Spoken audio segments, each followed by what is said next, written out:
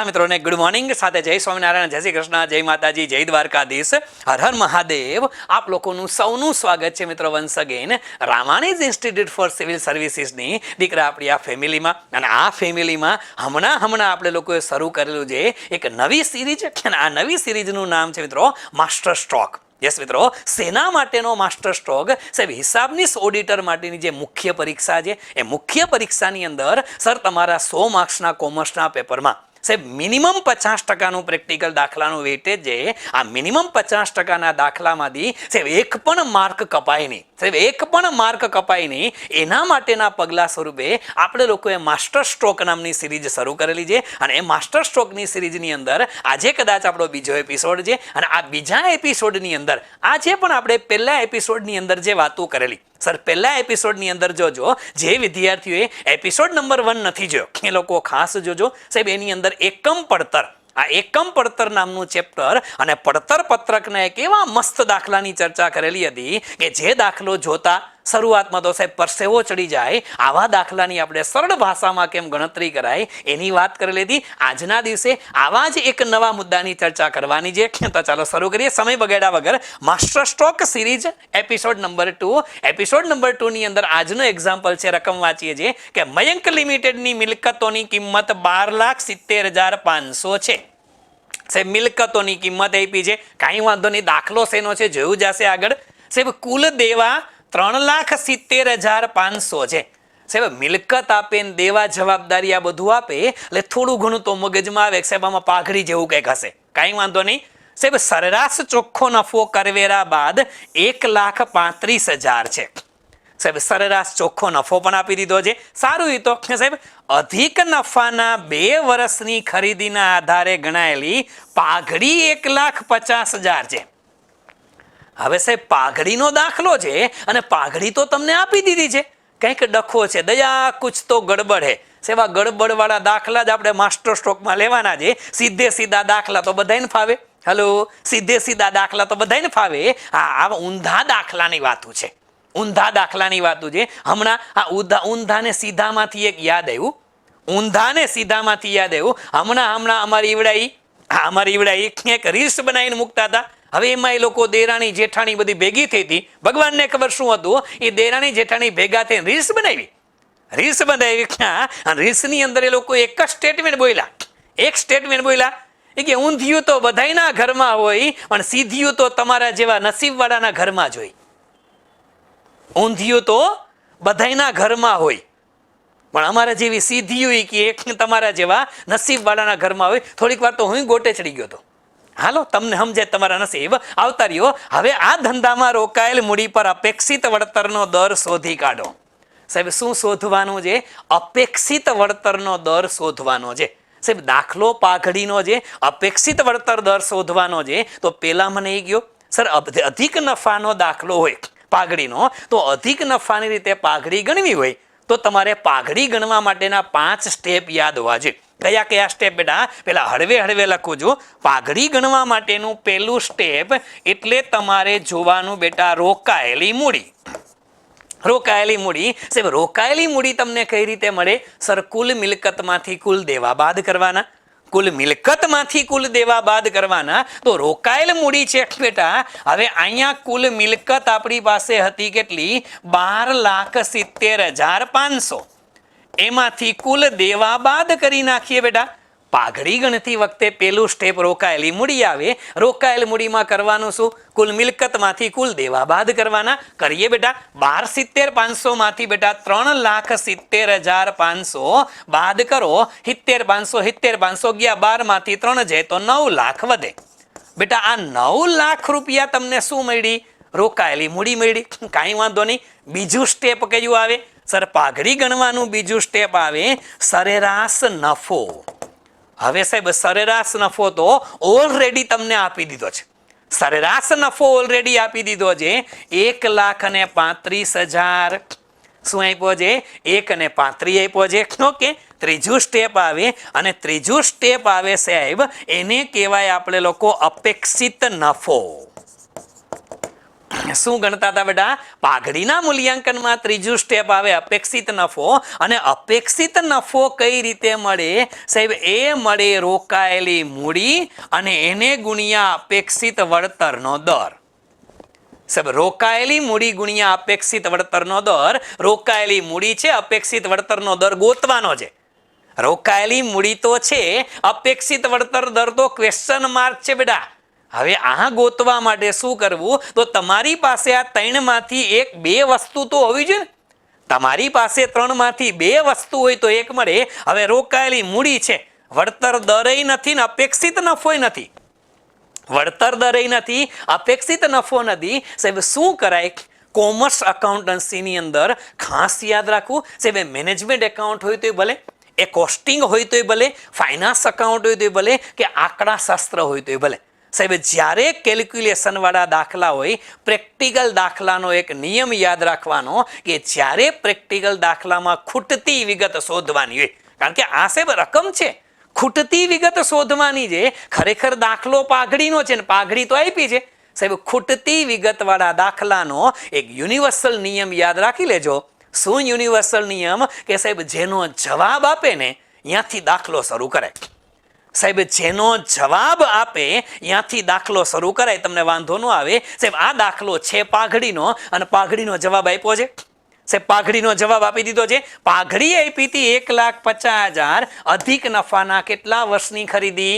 2 વર્ષ. સાહેબ ત્યાંથી દાખલો શરૂ કરાય. અહીંયા સુધી પહોંચી ગયા, કાંઈ વાંધો નહીં. હવે આ જવાબ અહીંયા ક્યાંથી મળશે? જો બેટા અહીંયા આપેલી હતી પાઘડી, તો પાઘડીનું સૂત્ર શું આવે દીકરા? તો કે સાહેબ અધિક નફો અને એનામાંથી અધિક નફો એને ગુણ્યા કરવાના ખરીદીના વર્ષ. અધિક નફો ગુણ્યા વર્ષ. સાહેબ પાઘડી આપી દીધી હતી 1,50,000 પાઘડી આપી છે. ઓકે દીકરા, અધિક નફો નથી આપ્યો, કાંઈ વાંધો નહીં. અધિક નફાનો અધિક નફો ગુણ્યા વર્ષ કેટલા હતા? 2. વર્ષ કેટલા હતા? 2. સાહેબ આ 2 ગુણાકાર હતા, આ બાજુ આવે તો ભાગાકાર થાય. સાદો હિસાબ છે બેટા. 1,50,000 એના ભાગ્યા 2 કરવાના બરાબર મળે અધિક નફો. શું મળે દીકરા? અધિક નફો મળે. હવે અધિક નફો તમારો કેટલો આવે? 1,50 ભાગ્યા 2 કરો એટલે 75,000 અધિક નફો આવ્યો.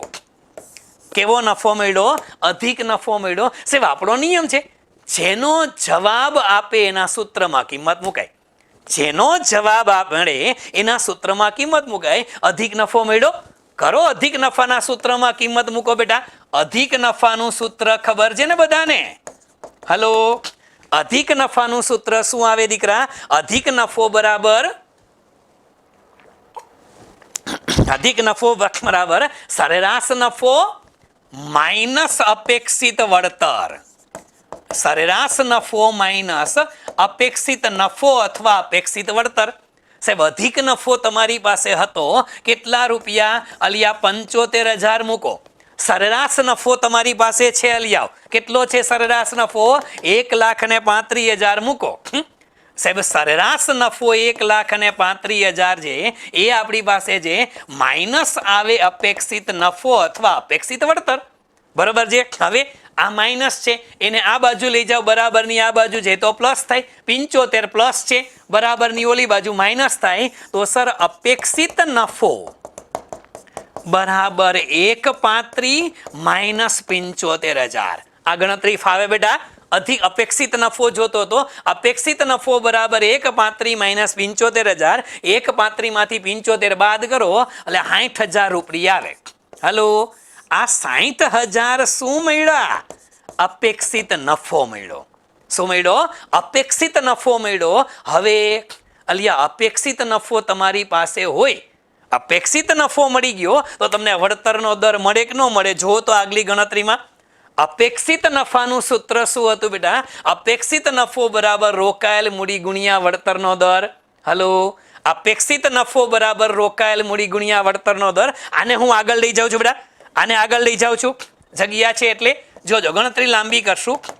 અપેક્ષિત નફો બરાબર સાહેબ રોકાયેલી મૂડી અને એને ગુણ્યા વળતરનો દર. અપેક્ષિત નફો તમારી પાસે આવ્યો 60,000. હલો 60,000 રોકાયેલી મૂડી તમારી પાસે આવી 9 લાખ અને એને ગુણ્યા વળતરનો દર. શું કરાય દીકરા?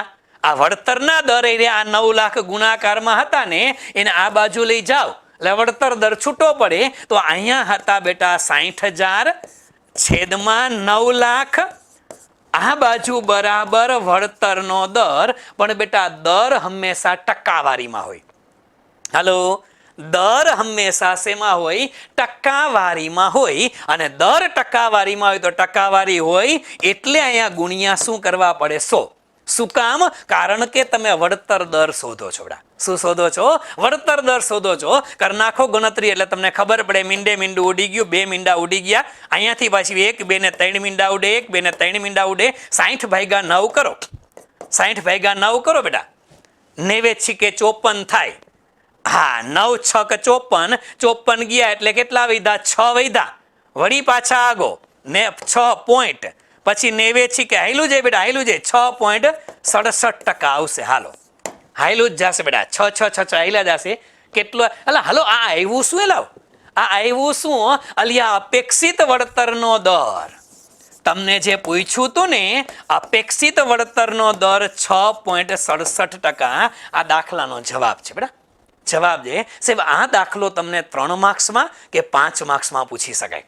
સાહેબ આ દાખલો 3 માર્ક્સમાં પૂછી શકાય અને આ દાખલો તમને 5 માર્ક્સમાં પણ પૂછી શકાય. વન્સ અગેન આવતા રહ્યો. આ દાખલો હતો બેટા પાઘડીનું મૂલ્યાંકન. શેનો હતો? પાઘડીનું મૂલ્યાંકન. અને પાઘડીના મૂલ્યાંકનની અંદર બેટા રકમો આપી હતી. તમને પૂછ્યું તું, પાઘડી આપી દીધી હતી. સર આ દાખલામાં પાઘડી આપી દીધી હતી અને પૂછ્યું તું અપેક્ષિત વળતરનો દર શોધવાનું. સાહેબ આપણે નિયમ મુજબ યાદ રાખવાનું, દાખલો રાબેતા મુજબ ગણવાની શરૂઆત કરવાની. અટકો અહીંયા શરૂઆત ક્યાંથી કરાય? જેનો જવાબ આપે ત્યાંથી. ક્યાંથી બેટા? જેનો જવાબ આપે ત્યાંથી શરૂઆત કરાય. સર આમાં જવાબ પાઘડીનો આપ્યો હતો તો પાઘડીથી શરૂઆત કરી. અધિક નફો મળ્યો, અધિક નફો આવ્યો તો અધિક નફાનું સૂત્ર મૂકો. અપેક્ષિત નફો મળ્યો અને અપેક્ષિત નફો મળે તો સાહેબ અપેક્ષિત નફો ક્યાં આવે? રોકાયેલ મૂડીના સૂત્રમાં મૂકી દો તો રોકાયેલ મૂડી પર વળતરનો અપેક્ષિત વળતરનો દર મળી જશે. ડન છે દીકરા? બસ આ એક્ઝામ્પલ છે એ તમને 3 માર્ક્સમાં કે 5 માર્ક્સમાં પૂછી શકાય. આ સીધા દાખલા નથી સાહેબ. બધું આપી દઈએ અને પાઘડીની ગણતરી વાળો દાખલો પૂછાય તો તમારા નસીબ ચડા. બધું આપી દઈએ અને પાઘડીની ગણતરી વાળો દાખલો પૂછાય સાહેબ, કોઈ ટેન્શન નથી. કોઈ ટેન્શન નથી. પણ સાહેબ આવા ઊંધા દાખલા પૂછે ને ત્યારે પ્રોબ્લેમ થઈ જાય. તો જો કદાચ કોઈ વિદ્યાર્થીને આ દાખલાની ગણતરીમાં હજી ડાઉટ હોય તો વિડીયો, નાના વિડીયો આપણે કીધું હતું કે માસ્ટર સ્ટ્રોકની અંદર નાના નાના વિડીયો છે, 1-2 એક્ઝામ્પલ વાળા વિડીયો છે. વળી પાછો વિડીયો જોઈ લેવાનો, રિવાઇઝ કરવાનો, દાખલો જોઈ લેજો અને પરીક્ષાની અંદર 3 કે 5 રોકડા કરવાના છે. 3 માર્ક્સ કે 5 માર્ક્સ રોકડા કરવાના છે. એના માટે છે બેટા આવો જ દાખલો એક તમારા માટે હોમવર્કમાં છે. આગળ યાદ રાખજો, પડતર પત્રક. સર માસ્ટર સ્ટ્રોકના એપિસોડ નંબર 1 ની અંદર એક જબરદસ્ત દાખલો આપણે ગણેલો હતો પડતર પત્રકનો. એ હજી કોઈ ન જોયો હોય તો જોઈ લેજો અને એ દાખલાની ગણતરી તમે કરી નાખજો.